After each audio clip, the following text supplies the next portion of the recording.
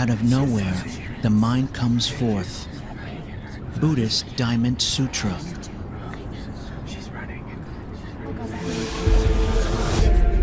Hello, and welcome to the Ancient Wisdom Modern Mind podcast. And today is all about thoughts. What is a thought, and where do thoughts come from? Okay, so where do thoughts come from? But to answer this question, we first need to understand what thoughts are and what effect they have. We associate thoughts with words, and it is often assumed that our thoughts are words. But words are created by the interaction of physical and mental perceptions and needs, which then form the culture to express universal agreements and to express agreed social feelings and ideas. So when we ask the question, where do thoughts come from? What we are really asking is, when did we agree on these rules for sharing feelings and ideas?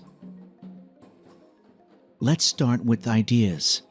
Since ideas are fairly self-evident in the sense we know what they become, ideas become commitments, a commitment to a concept, belief, or cultural norms, and can even become reality. And then they cycle around and dribble down into words and thoughts and new ideas. An ever-growing self-perpetuating cycle of complexity where ideas create words and words create more thoughts and ideas. So ideas are really thoughts that are built upon other thoughts until they are expressed as an idea. The original thoughts, which were created from a perceived physical or emotional need or necessity, is transformed from a thought into an idea and then translated into words/language to express that necessity or to share the idea. So we can see that thoughts become ideas and ideas become words. So what we can say is that words, ideas, and thoughts are abstract tools created to express a need or a concept that will perform a given task. Our thoughts are a tool that we created to bring our awareness from the abstract into the concrete world of perception. We see that thoughts, ideas, and words build on each other, and we can now understand that our thoughts often cycle in an endless loop that may or may not serve a purpose. This looping of thoughts is what forms the mind/ego consciousness. If we did not have these infinite thought loops that are able to build on each other, then we would not have language, culture, and human invention. These thought loops come from the back of our minds at the subconscious level into the conscious level via emotions, which can often make thoughts a living thing that is beyond our control. In fact, the control of thoughts is also control of emotions. This is why meditation and mindfulness is so effective. By reducing our thoughts, we also reduce the number of emotional links we have to words and the ideas that would have been regurgitated from the whole process of thoughts, ideas, and words, and back to thoughts again. Emotions like love, jealousy, hate, anger, fear, joy, etc. These emotions are our survival emotions. They are generated by a chemical interaction in the body with the purpose of promoting survival and procreation of the physical body and the species. But what then happens is that we attach thought and words to these chemical emotions, which then become feelings. This then strengthens the thoughts and our responses to the thoughts. We become motivated to either recreate that feeling or to understand it, and we build ideas and language so that we can explore different ways in which we can preserve and reproduce that particular chemical reaction. The thoughts and ideas become lost in the endless loop of mind/ego. We become trapped in our own thought algorithm's endless loop. Through the association of ideas, feelings, thoughts, and emotions, we begin weaving a web of complexity until we birth an intelligent child, which then grows into something beautiful and spiritual, or something mean and ugly, depending on which emotions are satisfied or denied. Self-awareness grows from this complex loop of chemically induced emotional needs. Looping thoughts, feelings, and ideas within the subconscious depths of our brain, and then the brain's conscious area creates something that is intelligent and clever, and yet so delicate that when it is denied its emotional fix, it will often panic and attack with a barrage of meaningless words. Mind grasps for something, and when it finds nothing, it screams with the agony of loneliness. Because mind is a false god, with no roots except its own abstract thoughts. This is the human condition. This is what we are.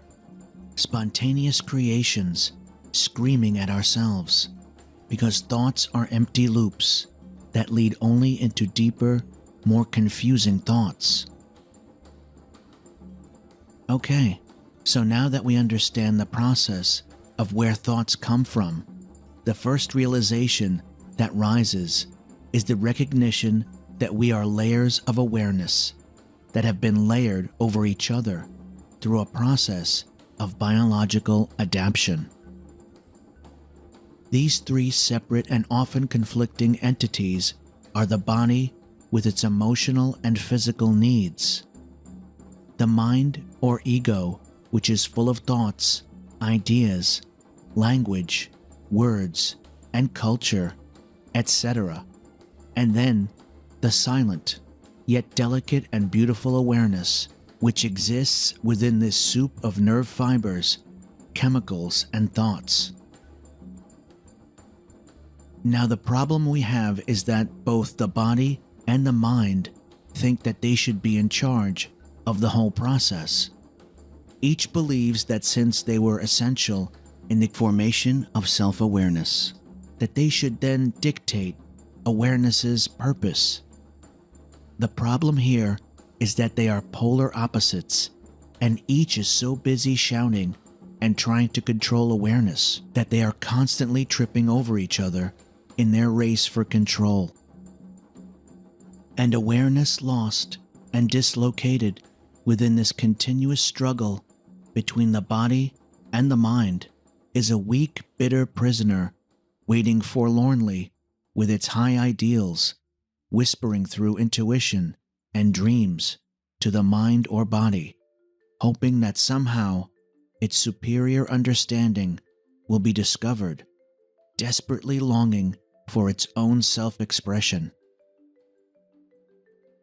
Awareness is the soul, or Atman, which is the word I prefer to use in relation to this third entity. Atman thinks it is the pinnacle of human evolution, God born within flesh. And yet this is paradoxically true, for it is only Atman awareness that can unite the body and mind into a harmony or a trinity of perfection. So where do thoughts come from? They arise spontaneously because of emotions and attach themselves to feelings, ideas, and words. Thoughts are the product of interaction within and with the world. Thoughts are a product of living. Thoughts generate ideals, and ideals generate thoughts. Thoughts are of their nature cyclical and repetitive. And here is the trinity of it. Body, mind, and Atman, awareness, are each self-aware, each important, and each interdependent on the other. So you decide which should rule. body, mind, or spirit. So there you have it, my thoughts on thoughts, pun intended. And if you like the podcast, I would like to also take a moment to remind you to subscribe to this channel or sign up to the newsletter if you would like to be notified when I release new content. So go ahead and click on the subscribe button, and if you would like to support my work, then you can download the podcast for a small supporter's remuneration. Links are in the description. And if what I talk about resonates with you, and you would like to take your spiritual journey deeper, learn about meditation, or go even deeper with your meditation journey, then I also offer books, meditation audios, and instructional podcasts that cover a variety of meditation and metaphysical topics available at www.jasoncain.net.